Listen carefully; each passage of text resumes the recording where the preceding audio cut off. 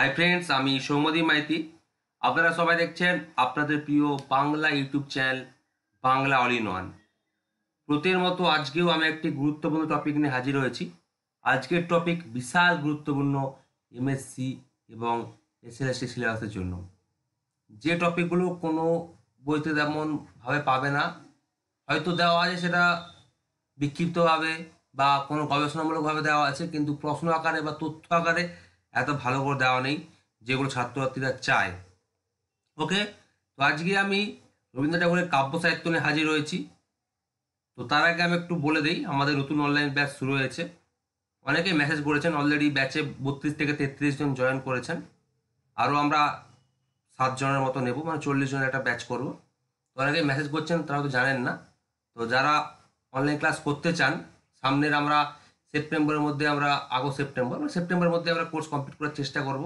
এখন সপ্তাহে 3 দিন দিচ্ছি, আর একদিন বাড়িয়ে 4 দিন দেবো। আমি আর সপ্তাহে স্যার ক্লাস করাবো। তো এই ব্যাচে যারা জয়েন করতে চান তারা 8768830230 নাম্বারে ফোন করবেন অথবা মেসেজ করে নেবেন, ঠিক আছে? অলরেডি 7 দিন হলো ক্লাস শুরু হয়ে গেছে, 5 মাসের কোর্স এটা। ওকে, যে 7 দিন ক্লাসটা হয়ে গেছে সেটা রেকর্ডিং দিয়ে দেবো। এখন ক্লাস হচ্ছে রবিবার, সোমবার, শুক্রবার বিকাল 3:30 থেকে, আর একদিন বাড়ানো হবে, সেটা আমি জানিয়ে দেবো। ওকে, তো আজকে আমাদের কাব্য সাহিত্য আমার কাছে 150টা প্রশ্ন আছে। তো আজকে আমি 150টা করাবো না, আজকে মোটামুটি 55টার মতো প্রশ্ন করাবো। ওকে, বাকি আরও দুদিন কাব্য সাহিত্য নিয়ে আলোচনা হবে। তো এটা যেটা বলবো ওর বাইরে একদম প্রশ্ন আসবে না, একদম গ্যারেন্টি। ওকে, তবে এখানে শুদ্ধ অশুদ্ধ একটু পড়াবো না, হ্যাঁ, মানে যেগুলো একটু বড় হয়ে যাবে, কিন্তু বাকিগুলো যেগুলো সিঙ্গেল প্রশ্ন আছে সেগুলো আমি করাবো। তো চলুন বেশি দেরি না করে ভিডিও শুরু করি।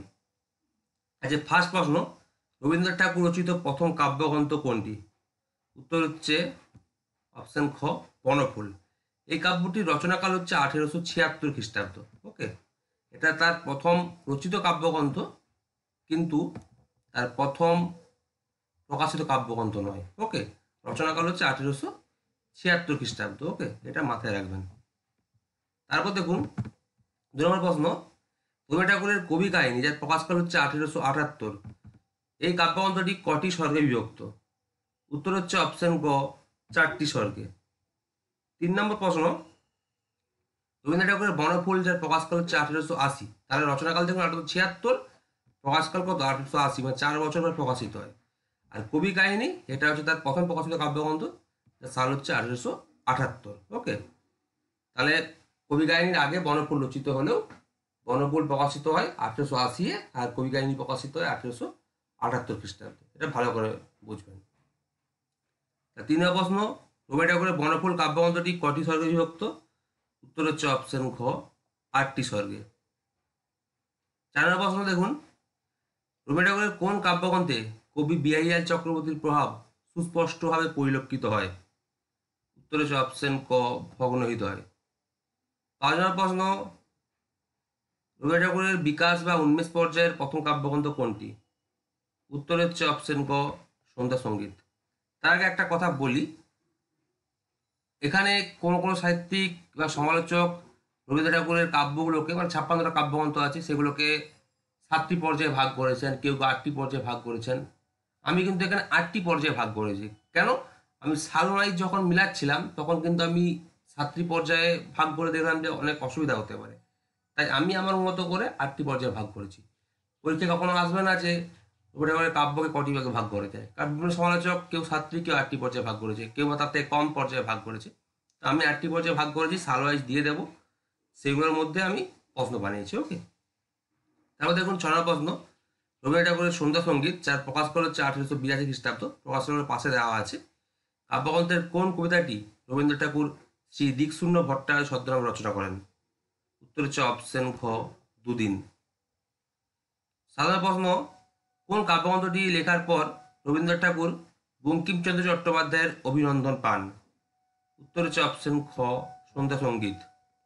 8 নম্বর প্রশ্ন, রবীন্দ্রনাথ ঠাকুর তার প্রভাত সঙ্গীত সাল 1883 খ্রিস্টাব্দ, কাব্যগ্রন্থটি কাকে উৎসর্গ করেন?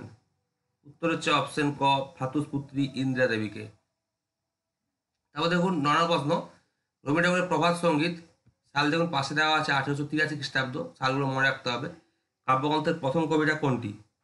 উত্তর হচ্ছে অপশন গ আহ্বান সঙ্গীত। 10 নম্বর প্রশ্ন খুব ইম্পর্টেন্ট, রবি ঠাকুরের কোন কাব্যগ্রন্থের কবিতাগুলিকে মহিচন্দ্র সেন, অনেক জায়গায় মহিদার মজুমদার লেখা আছে, সেটা কিন্তু হবে না, মহিচন্দ্র সেন নিষ্কমন নাম দিয়েছেন? উত্তর হচ্ছে অপশন খ প্রভাত সঙ্গীত। রবি ঠাকুরের যখন অনেকগুলো কাব্যগ্রন্থ নিয়ে একটা কবিতা সংকলন বা কাব্য সংকলন বের করা হয়, যার নাম হচ্ছে কাব্যগ্রন্থ, সেই কাব্যগ্রন্থের সম্পাদক ছিলেন মহিচন্দ্র সেন, তাই মহিচন্দ্র সেনই কিন্তু হবে, মহিদার মজুমদার হবে না। 11 প্রশ্ন, রবি ঠাকুরের প্রভাত সঙ্গীত সাল হচ্ছে 1883, কাব্যগ্রন্থে যে কামনাশীল অব্যক্ত কোন কাব্যগ্রন্থে তা স্ফুটমান হয়ে উঠেছে? উত্তর হচ্ছে অপশন ক ছবি ও গান।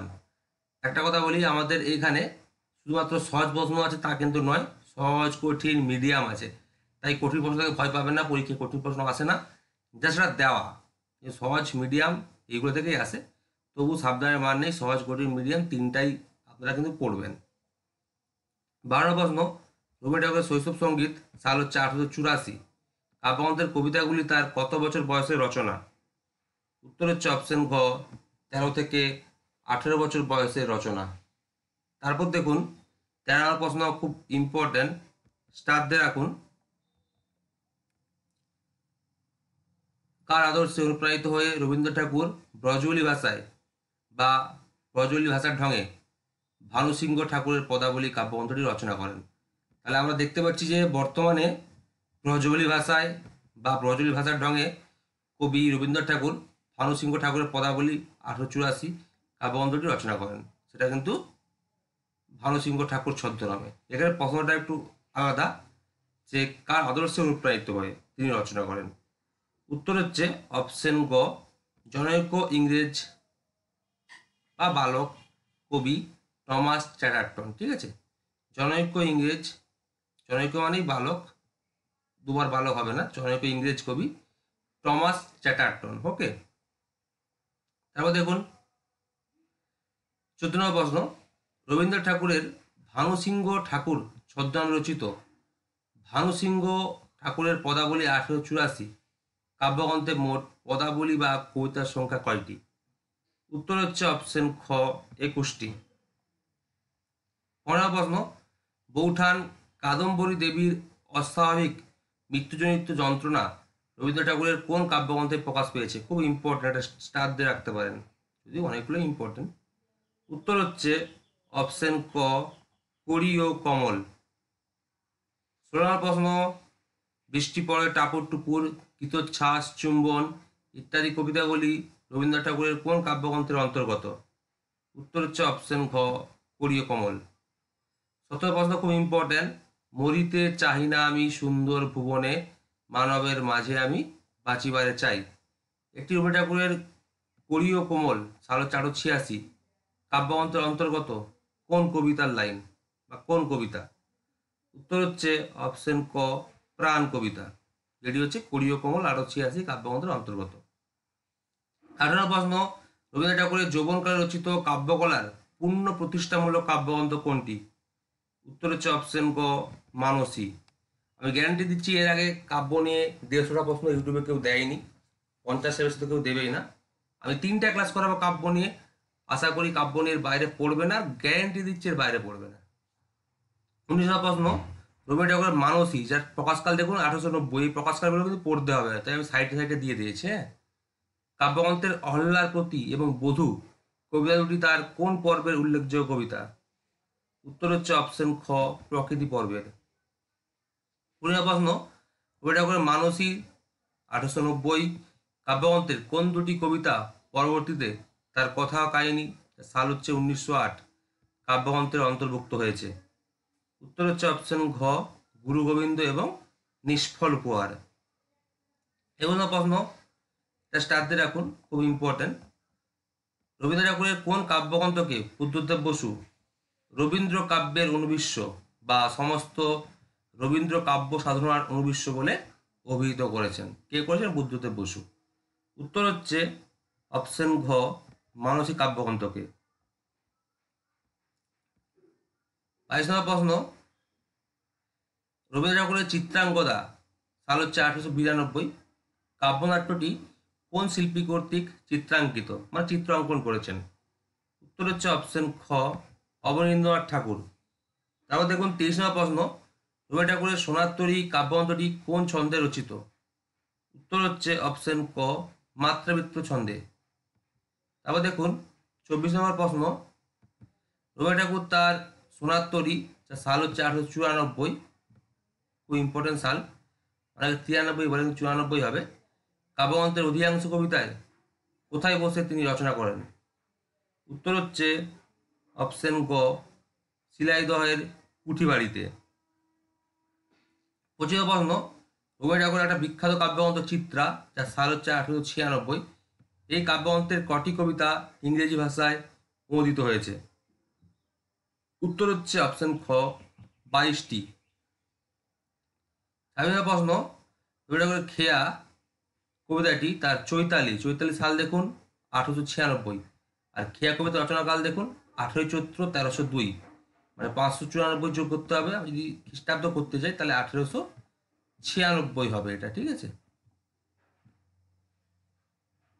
কারণ 15ই পৌষের পর থেকে, মানে 16ই পৌষ থেকে 31শে চৈত্র, এই 3.5 মাস বঙ্গাব্দ খ্রিস্টাব্দ করতে গেলে 594 যোগ করতে হয়, আর পয়লা বৈশাখ থেকে 15ই পৌষ, এই 8.5 মাস বঙ্গাব্দ খ্রিস্টাব্দ করতে গেলে 593 যোগ করতে হয়। এখানে যেহেতু চৈত্র মাস আছে 18ই চৈত্র, তাই 594 যোগ করতে হবে, খ্রিস্টাব্দ পাওয়া যাবে, ঠিক আছে?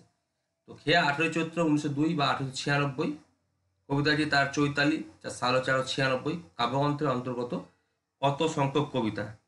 খুব ইম্পর্টেন্ট, স্টার দিয়ে রাখো। উত্তর হচ্ছে অপশন ক, 13 সংখ্যক। অনেকে বলে 19 সংখ্যক, সেটা কিন্তু ভুল।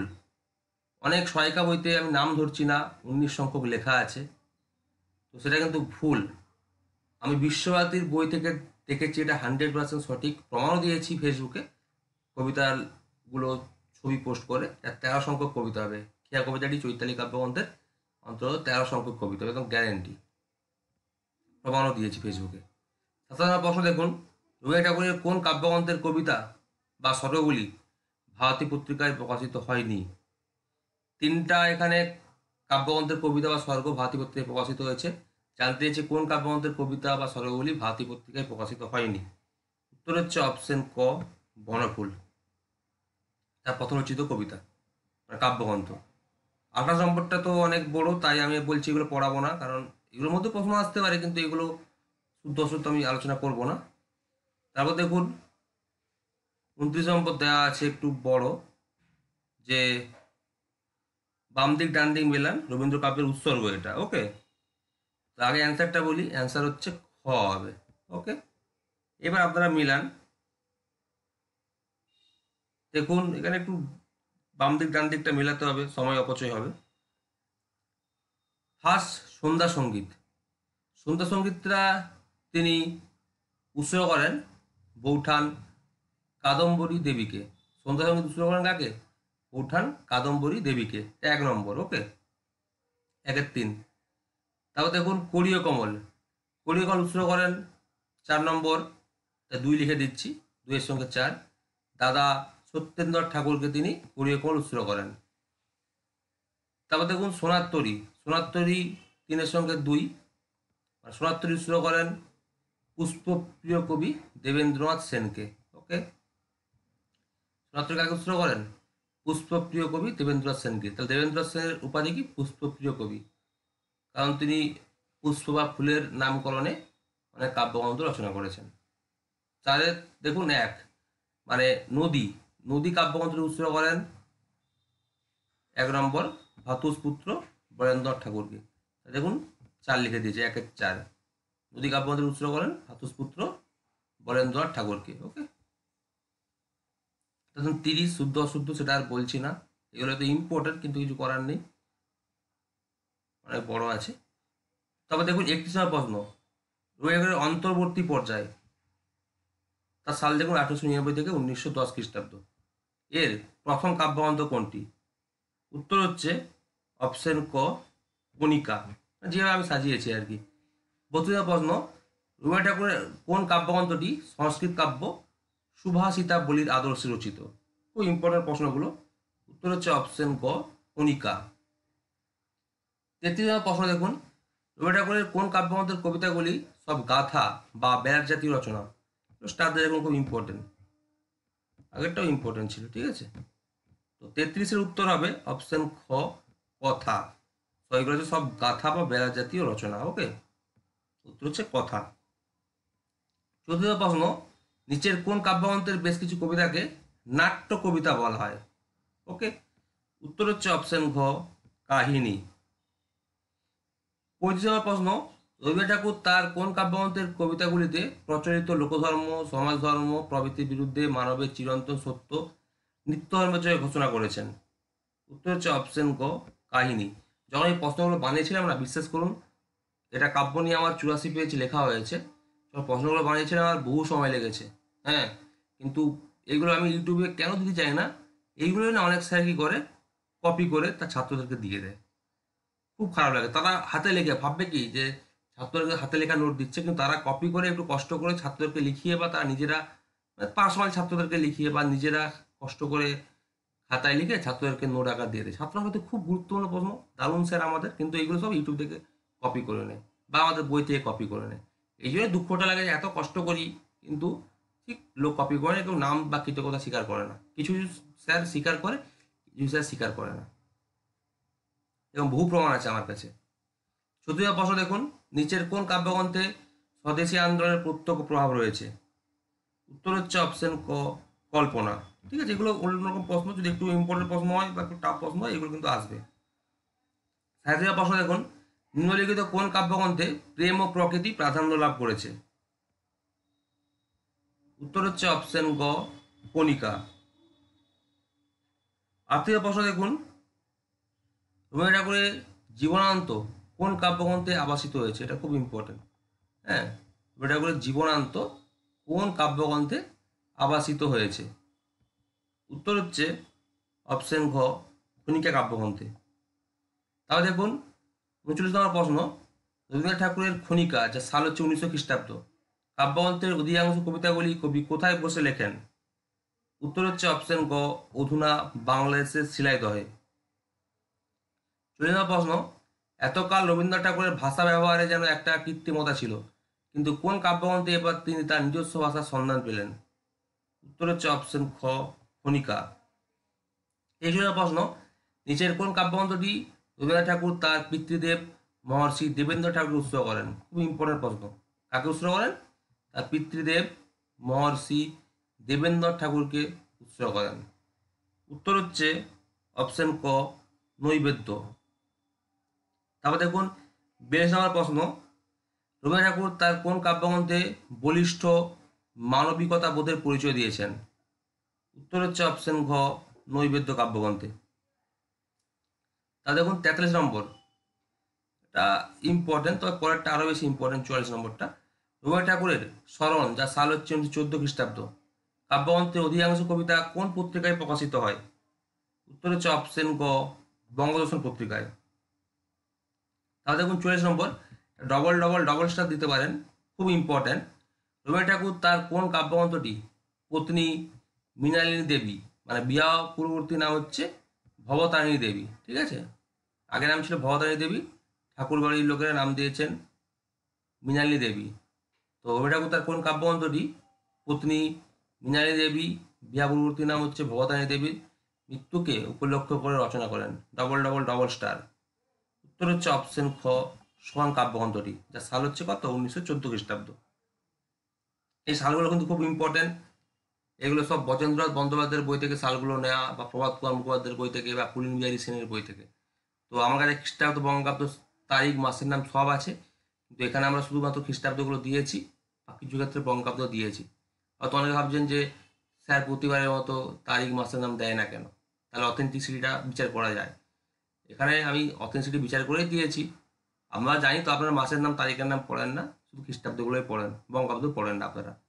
তো এখানে আমি ইচ্ছা করে দিইনি, শুধু খ্রিস্টাব্দগুলো দিয়েছি, কিন্তু আমার কাছে যে আসল নোটটা আছে সেখানে ছাত্রকে দেওয়া আছে, সেখানে খ্রিস্টাব্দ, বঙ্গাব্দ, মাসের নাম, তারিখের নাম সব দেওয়া আছে। এগুলো হচ্ছে অথেন্টিসিটি বিচার করে যে আপনি গবেষণামূলক বই থেকে নিয়েছেন। তা দেখুন 35 নম্বর প্রশ্ন, রবীন্দ্রনাথ ঠাকুর মাতৃহারা শিশুকে আনন্দ দেবার জন্য কোন কাব্যগ্রন্থটি রচনা করেন? উত্তর হচ্ছে অপশন ক, শিশু কাব্যগ্রন্থ। নামেই আছে। তারপর দেখুন 46 প্রশ্ন, রবীন্দ্রনাথ ঠাকুর উৎসর্গ কাব্যগ্রন্থের কবিতাগুলি তিনি কোন সময়ের মধ্যে রচনা করেন? উত্তর হচ্ছে অপশন গ 1308 থেকে 1310 বঙ্গাব্দের মধ্যে। তারপর দেখুন 47 প্রশ্ন, ব্যক্তিবেদনা বিদ্ধ হওয়া সত্ত্বেও রবীন্দ্রনাথ ঠাকুরের কোন কাব্যগ্রন্থের কোনো কোনো কবিতায় ভারত চেতনা যথাযথভাবে প্রকাশ পেয়েছে? উত্তর হচ্ছে অপশন খ উৎসর্গ। 48 প্রশ্ন, রবীন্দ্রনাথ ঠাকুরের খেয়া কাব্যগ্রন্থের মূল সুর শোনা যায় কোন কবিতা? এটা খুব ইম্পর্টেন্ট, স্টার্ট দিয়ে রাখো। উত্তর হচ্ছে অপশন ক পথের শেষ কবিতায়, যেখানে খেয়া কাব্যগ্রন্থের মূল সুর শোনা যায়। ঠিক আছে, খুব ইম্পর্টেন্ট, পথের শেষ কবিতা, এটা স্টার্ট দিয়ে রাখতে পারেন।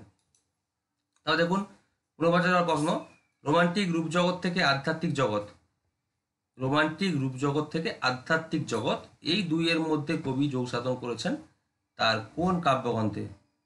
উত্তর হচ্ছে অপশন গ খেয়া কাব্যগ্রন্থে। তাহলে সব ইম্পর্টেন্ট প্রশ্ন, এগুলো সব স্টার্ট দিয়ে রাখতে পারেন। 50টাও ইম্পর্টেন্ট, প্রকাশকাল, রবীন্দ্রনাথ ঠাকুরের খেয়া কাব্যগ্রন্থের প্রকাশকাল কত? উত্তর হচ্ছে অপশন ক 1906 খ্রিস্টাব্দ। তাহলে 51 প্রশ্ন, এটাও খুব ইম্পর্টেন্ট, রবীন্দ্রনাথ ঠাকুরের কোন কাব্যগ্রন্থের অধিকাংশ কবিতার উৎস উইলিয়াম টডের রাজস্থান নামক গ্রন্থ? উত্তর হচ্ছে অপশন খ কথা ও কাহিনী, খুব ইম্পর্টেন্ট প্রশ্ন।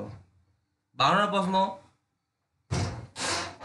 রবীন্দ্রনাথ ঠাকুরের অন্তর্বর্তী পর্যায় সাল হচ্ছে 1899 থেকে 1910 খ্রিস্টাব্দ, এর শেষ কাব্যগ্রন্থ কোনটি? আমি যেভাবে সাজিয়েছি সাল অনুযায়ী, আমি তো কোনো না কোনো বই থেকে নিয়েছি। উত্তর হচ্ছে অপশন ঘ কথা ও কাহিনী। 53 প্রশ্ন, কোন তথ্যটি ভুল?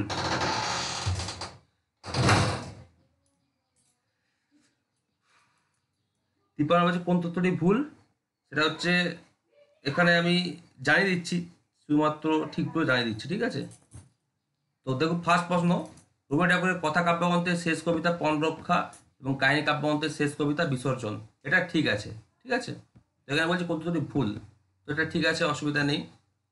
তারপর দেখুন অপশন খ, রবীন্দ্রনাথ ঠাকুরের কল্পনা কাব্যগ্রন্থের 54 কবিতায় ভারতচন্দ্রের বিদ্যা ও সুন্দর অপরূপ প্রতীকী রূপ বলে বাধা হয়েছে, এটাও ঠিক।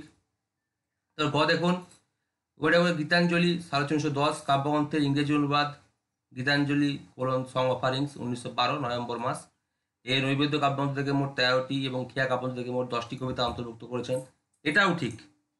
ভুল হচ্ছে অপশন ঘ, সেটা হচ্ছে ভুল হচ্ছে অপশন গ হবে। ঠিক আছে, এটা ভুল আছে। আর খ হচ্ছে মাতৃহীন পুত্র কন্যাকে নিয়ে অধুনা উত্তরাখণ্ডের আলমোড়াতে থাকাকালীন পিতৃহৃদয়ের স্নেহ ভালোবাসা ও ঠাকুরের শিশু, যা সাল হচ্ছে 1909, এই কাব্যগ্রন্থের পটভূমি। ঠিক আছে, এটাও ঠিক আছে। তাহলে ভুল আছে কোনটা? এই যে সালগুলো, এটা কিন্তু ভুল আছে, অপশন গ হবে। ঠিক আছে, তাহলে মোটামুটি দেখতে পাচ্ছি 53 অপশন ক সঠিক, খ সঠিক, কিন্তু ঘ সঠিক, কিন্তু বলতে চাইছে নিচের কোন তথ্যটি ভুল। ওকে, তো উত্তর হচ্ছে অপশন গ, অপশন গ হচ্ছে ভুল, এটা হচ্ছে ভুল। ঠিক আছে, কারণ এই যে গীতাঞ্জলি সং অফারিংসের সাল ঠিক আছে, কিন্তু মনে রাখবেন এই যে নৈবেদ্য কাব্যগ্রন্থ বা খেয়া কাব্যগ্রন্থ থেকে মোট কটি কবিতা নেওয়া হয়েছে, এটা ভুল আছে এখানে। তো এই নোটগুলো আমি দিয়ে দেবো, খুব important. Gitanjali song offerings 1912 November মাস বা 1319, এই কাব্যগ্রন্থে কটি কাব্যগ্রন্থ, মানে এই যে মানে কাব্যগ্রন্থই বলি, কাব্যগ্রন্থে বলা হলো, হ্যাঁ, তো এখানে কটি কাব্যগ্রন্থ থেকে, এটা কবি সংকলন বলায়, কাব্যগ্রন্থ থেকে কটি কবিতা নেওয়া হয়েছে, কটি কবিতা ইংরেজি অনুবাদ হয়েছে, এটা খুব ইম্পর্টেন্ট প্রশ্ন। এটা একটা নোটস আমি ক্লাসে দিয়ে দিয়েছি, আপনারা দেখে নেবেন বা দিয়ে দেবো। ঠিক আছে, ওদেরকে দিয়ে দিয়েছি, ওদেরকে দিয়ে দেবো। তো এই জায়গাটা ভুল আছে, এটা উত্তর হচ্ছে অপশন গ হবে। ওকে, 54 প্রশ্ন দেখুন, শুদ্ধ অশুদ্ধ নির্ণয় করুন। ওকে, তো শুদ্ধ অশুদ্ধ নির্ণয় করলে আবার সময় লেগে যাবে, অনেকটাই সময় নষ্ট হবে। তো আলোচনা করে দিই, উত্তর হবে অপশন ঘ শুদ্ধ শুদ্ধ শুদ্ধ অশুদ্ধ। ওকে, মানে শেষেরটা অশুদ্ধ হবে। তাহলে দেখুন শুদ্ধ অশুদ্ধ নির্ণয় করুন। তো কুটুম্বিতা বিচার নিন্দুকের দুরাশা কবিতা দুটি রবীন্দ্রনাথ ঠাকুরের কণিকা কাব্যগ্রন্থের অন্তর্গত, তার নৈবেদ্য একটি গীতিকাব্য বা গীতিধর্মী কাব্য এবং খেয়া একটি মিষ্টিধর্মী কাব্য। ঠিক আছে, এটা হচ্ছে শুদ্ধ হবে, খুব ইম্পর্টেন্ট এগুলো। তারপর দেখুন রবীন্দ্রনাথ উৎসর্গ, সাল হচ্ছে 1914, প্রকাশকাল। কাব্যগ্রন্থটি রেভারেন্ড CF অ্যান্ড্রুজকে উৎসর্গ করেন। এই কাব্যগ্রন্থে মোট কবিতার সংখ্যা হচ্ছে 46টি। আমি এগুলো ছেড়ে যাচ্ছি, কিন্তু এগুলো কিন্তু খুব গুরুত্বপূর্ণ, কিন্তু এতগুলো বললে কিন্তু আর 20 মিনিটের ভিতরে আর ভিডিওগুলো হবে না, আরও দেরি হয়ে যাবে। এটাও শুদ্ধ। তাহলে দেখুন 3 নম্বর দেখুন, রবি ঠাকুরের স্মরণ কাব্যগ্রন্থের প্রথম 3টি কবিতা মরণ পর্যায়ের, কারণ তার স্ত্রীকে কেন্দ্র করে এটা লেখা। এই কাব্যগ্রন্থের কবিতাগুলিকে অনেকে শোক কবিতা বলেছেন, খুবই ইম্পর্টেন্ট। তো এটা হচ্ছে শোক কবিতা, মানে কোন কাব্যগ্রন্থকে বলে? স্মরণ কাব্যগ্রন্থের কয়েকটি কবিতাকে শোক কবিতা বলেছেন, এটা হচ্ছে শুদ্ধ। ঠিক আছে, তাহলে অশুদ্ধ কোনটা? রবীন্দ্রনাথ ঠাকুরের উৎসর্গ কাব্যগ্রন্থে কবি ভাবের জগতে নবরূপ লাভ করেছিলেন, এবং এই কাব্যগ্রন্থের বেশ কিছু কবিতায় আধ্যাত্মিকতা আছে, এটা একদম অশুদ্ধ। অনেকে শোক কবিতা বলেছেন, এটা মরণ পর্যায়ে। ঠিক আছে, স্মরণ কাব্যগ্রন্থ সাল হচ্ছে 14 খ্রিস্টাব্দ, এটা হচ্ছে অশুদ্ধ। ওকে, চারটা হচ্ছে অশুদ্ধ, বাকি 3টা শুদ্ধ। এটা উত্তর হবে অপশন ঘ। তাহলে শুদ্ধ শুদ্ধ শুদ্ধ অশুদ্ধ। ঠিক আছে, আলোচনা করলে সময় সাপেক্ষ ব্যাপার, কিন্তু আলোচনা করে দিলাম। যে লাস্ট প্রশ্ন দেখুন আজকে 56টা আলোচনা করে দিই। যে রবীন্দ্রনাথ ঠাকুরের গান্ধারীর আবেদন, কর্ণকুন্তীর সংবাদ, একটা হচ্ছে গান্ধারীর আবেদন আর একটা হচ্ছে কর্ণকুন্তীর সংবাদ, কবিতা দুটি নিম্নলিখিত কোন কাব্যগ্রন্থের অন্তর্গত? খুবই ইম্পর্টেন্ট প্রশ্ন, এগুলো স্টার দিয়ে রাখতে পারেন। উত্তর হচ্ছে অপশন খ, কথা ও কাহিনী কাব্যগ্রন্থের অন্তর্গত। ওকে, 56 নম্বর দেখুন, 1310 বঙ্গাব্দে কার সম্পাদনায় রবীন্দ্রনাথ ঠাকুরের কথা কাব্যগ্রন্থের কবিতাগুলি দুটি অংশে বিভক্ত হয়ে দুটি স্বতন্ত্র কাব্যগ্রন্থ গঠন করে? তথ্য দেখুন, যার প্রথম অংশের নাম হয় কথা এবং দ্বিতীয় অংশের নাম হয় কাহিনী। পরের দুটি অংশকে একত্রিত করে কথা ও কাহিনী নাম দিয়ে নতুন কাব্যগ্রন্থ প্রকাশ করেন কলকাতার ইন্ডিয়ান পাবলিশিং হাউস। তাহলে কি বলছে?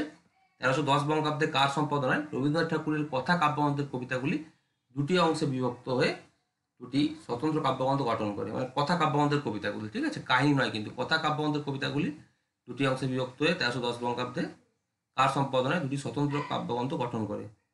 উত্তর হচ্ছে অপশন ক, মহিচন্দ্র সেন। খুব ইম্পর্টেন্ট এগুলো। ঠিক আছে, তো যার প্রথম অংশের নাম হয় কথা, দ্বিতীয় অংশের নাম হয় কাহিনী।